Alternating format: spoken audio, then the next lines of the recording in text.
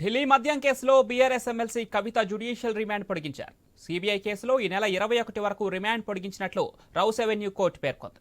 ఈ కేసులో కవిత పాత్రపై సప్లిమెంటరీ ఛార్జ్షీట్ దాఖలు చేసింది సిబిఐ. సిబిఐ ఛార్జ్షీట్ను పరిగణలోనికి తీసుకున్న కోర్టు కవితకు ఈ నెల 21 వరకు రిమాండ్ను పొడిగించింది. జైల్లో చదువుకునేందుకు కవిత పుస్తకాలను కోరింది. పుస్తకాలు ఇచ్చేందుకు కోర్టు అంగీకరించింది.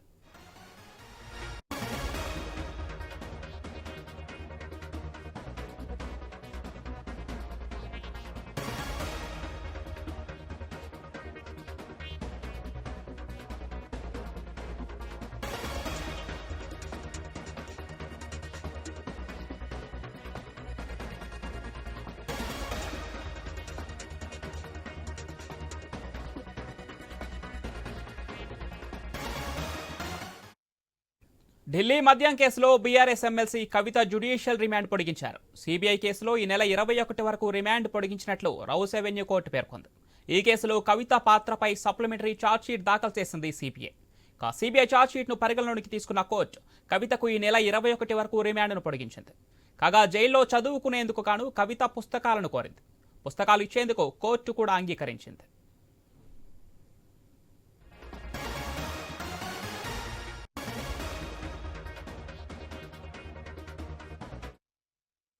ఢిల్లీ మద్యం కేసులో బీఆర్ఎస్ ఎమ్మెల్సీ కవిత జ్యుడిషియల్ రిమాండ్ పొడిగించారు. సీబీఐ కేసులో ఈ నెల 21 వరకు రిమాండ్ పొడిగించినట్లు రౌస్ అవెన్యూ కోర్టు పేర్కొంది.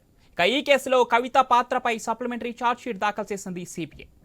సిబిఐ ఛార్జ్షీట్ను పరిగణలోనికి తీసుకున్న కోర్టు కవితకు ఈ నెల 21 వరకు రిమాండ్ను పొడిగించింది. కాగా జైల్లో చదువుకునేందుకు గాను కవిత పుస్తకాలను కోరింది. పుస్తకాలు ఇచ్చేందుకు కోర్టు కూడా అంగీకరించింది. ఇదే అంశానికి సంబంధించి మరింత సమాచారం మా ఢిల్లీ ప్రతినిధి రామకృష్ణ ఫోన్ లైన్ అందిస్తారు. ఎస్ రామకృష్ణ.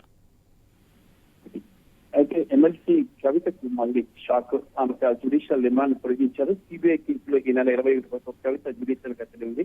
మరి జ్యుడిషియల్ కస్టడీ పొడిగించిన Rouse Avenue court CBI chargesheet పరిగణలోకి తీసుకున్న కోర్టు పరిగణలోకి తీసుకుంది. అలాగే జైల్లో చదువుకునేందుకు పుస్తకాలు ఇచ్చేందుకు కూడా కోర్టు అంగీకరించింది.